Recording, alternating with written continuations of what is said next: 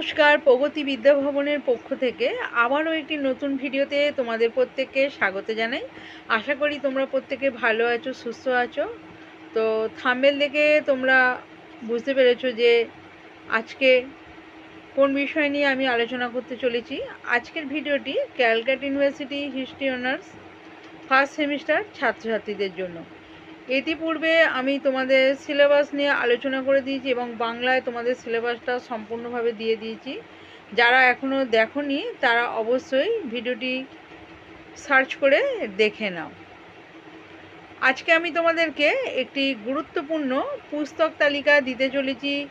তোমরা অনেকেই কনফিউজ যে কোন বইগুলো তোমরা পড়বে, কোন বইগুলো পড়লে তোমাদের ভালো রেজাল্ট হতে পারে, সেটা তোমরা প্রত্যেকেই বুঝতে পারছো না। তো আজকের ভিডিওটি দেখলে আশা করি তোমাদের এই কনফিউশন দূর হবে। তাই প্রত্যেককে বলবো ভিডিওটি স্কিপ না করে প্রথম থেকে শেষ পর্যন্ত দেখো এবং স্ক্রিনশট নিয়ে এই বইগুলি তোমরা সংগ্রহ করে নাও কলেজ লাইব্রেরি থেকে অথবা কিনে নাও। আশা করি প্রত্যেকেই উপকৃত হবে। এখানে আমি তোমাদের মোট 6টি বইয়ের তালিকা দিয়েছি। আশা করি এই বইগুলো পড়লে তোমরা প্রত্যেকেই খুব ভালো রেজাল্ট করতে পারবে। প্রথমেই আমি তোমাদের যে বইটি সাজেস্ট করতে চলেছি দেখে নাও। ভারতবর্ষের ইতিহাস প্রাচীন ও আদি মধ্যযুগ। এর লেখক গোপালচন্দ্র সিনহা। এটি দুটি খণ্ড রয়েছে, প্রথম খণ্ড এবং দ্বিতীয় খণ্ড। তো প্রথম খণ্ডটি তোমাদের ফার্স্ট সেমিস্টারে পড়তে হবে, যেহেতু তোমরা জানো যে তোমাদের এই সেমিস্টারে প্রাগৈতিহাসিক যুগ থেকে 300 খ্রিস্টপূর্বাব্দ পর্যন্ত পড়তে হবে। তো এই বইটি তোমাদের জন্য খুবই তাৎপর্যপূর্ণ। এবার দ্বিতীয় বইটি দেখে নাও, প্রাচীন ভারতের ইতিহাস। এটি সুনীল চট্টোপাধ্যায়ের লেখা। এটিরও দুটি খণ্ড রয়েছে, প্রথম খণ্ড এবং দ্বিতীয় খণ্ড। প্রথম খণ্ডটি তোমাদের ফার্স্ট সেমিস্টারে পড়তে হবে। সুনীল চট্টোপাধ্যায়ের বইটিও ভীষণ তথ্যবহুল, তোমরা অবশ্যই রেফারেন্স হিসাবে পড়তে পারো। 3 নম্বরে যে বইটি তোমাদের আমি সাজেস্ট করেছি দেখে নাও, ভারত ইতিহাসের আদি পর্ব। এটির দুটো খণ্ড রয়েছে, প্রথম খণ্ড এবং দ্বিতীয় খণ্ড। তো ফার্স্ট সেমিস্টারে তোমাদের প্রথম খণ্ডটি পড়তে হবে।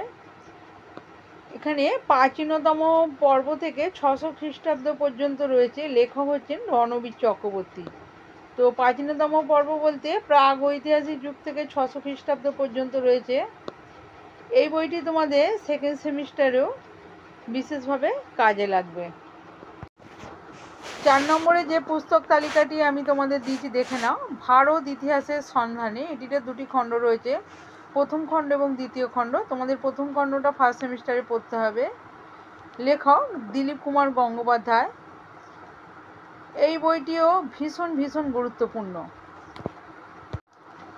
5 নম্বরে যে পুস্তক তালিকাটি তোমাদের দিয়েছি দেখে নাও, প্রাচীন ভারতের ইতিহাস আদি পর্ব থেকে 300 খ্রিস্টপূর্বাব্দ, অর্থাৎ প্রাগৈতিহাসিক থেকে 300 খ্রিস্টপূর্বাব্দ পর্যন্তের ইতিহাস এই পুস্তকটিতে রয়েছে। লেখক হলেন গৌতম কুমার বিশ্বাস, হিমাংশু কুমার মণ্ডল ও লক্ষণচন্দ্র মণ্ডল।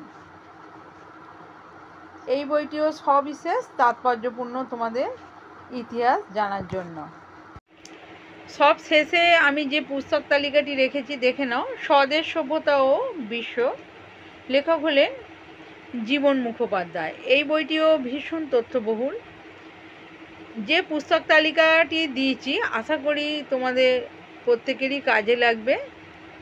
তো আজকের ভিডিওটি আমি আর দীর্ঘায়িত করছি না, খুব তাড়াতাড়ি তোমাদের সঙ্গে আবারও একটি নতুন ভিডিওতে দেখা হতে চলেছে। এর পরের ভিডিওগুলোতে অবশ্যই আমি তোমাদের কোন ধরনের প্রশ্ন পড়বে তার উত্তর সহ আলোচনা করব।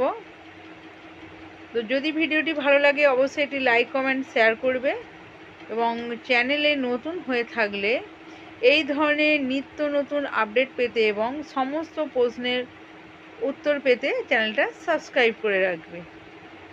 আজকে এই পর্যন্তই। প্রত্যেকে ভালো থেকো, সুস্থ থেকো, মনোযোগ দিয়ে পড়াশোনা করো। ধন্যবাদ।